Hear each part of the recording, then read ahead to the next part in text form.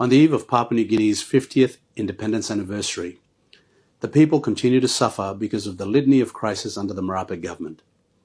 The rhetoric surrounding the 13-year budget repair strategy and the much-hyped fiscal consolidation plan have been nothing more than a smokescreen to justify the unprecedented borrowing of 40 billion kina in 7 years, taking our national debt stock to a historic 65 billion kina.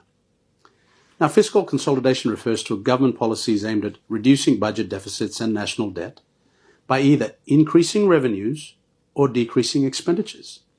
The aim of fiscal consolidation is to restore fiscal sustainability, improve investor confidence, and avoid over-reliance on short-term borrowing.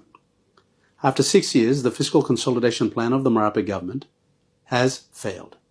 This is simply because the Prime Minister just could not make the tough decisions to cut spending on Connect PNG and right-size the public service.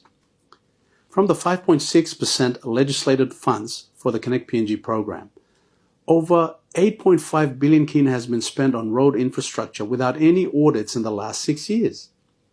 This lack of transparency and governance is synonymous with crony capitalism and parochial politics.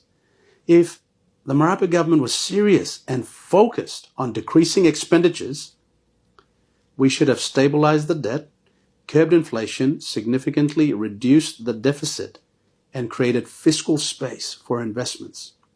Now, the government defends itself by saying its borrowing is within the ambit of the Fiscal Responsibility Act and brags about a sustainable debt to GDP ratio of 52%. GDP is artificially high because inflation is high and the kina is in depreciation. GDP is not high because of high actual economic output. The debt ratios look better than what they are. The current situation is that failed revenue has led to cash shortages, increasing arrears, and putting pressure on debt repayments. And those districts that have received only 3 million out of 20 million appropriation, that's 15% in 2025, will definitely not receive 100% appropriation. The 2025 budget will fail without an immediate supplementary budget to correct this budget blowout.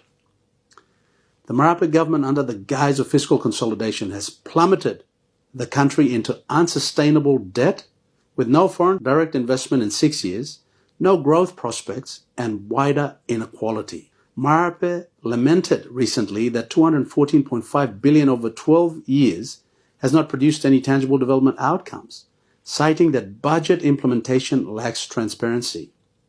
I concur with the Prime Minister that his economic performance has been lackluster. Only in PNG could a Prime Minister admit that he has failed after 6 years, after 158.4 billion kina in spending, after 40 billion in borrowing, and crisis after crisis, and continue to stay in power. Marape is a populist leader who thinks he has all the answers. The shocking state of affairs throughout the nation can be imputed on Marape's hubris, misplaced sense of entitlement, superficial policy interventions, and the total leadership incompetence.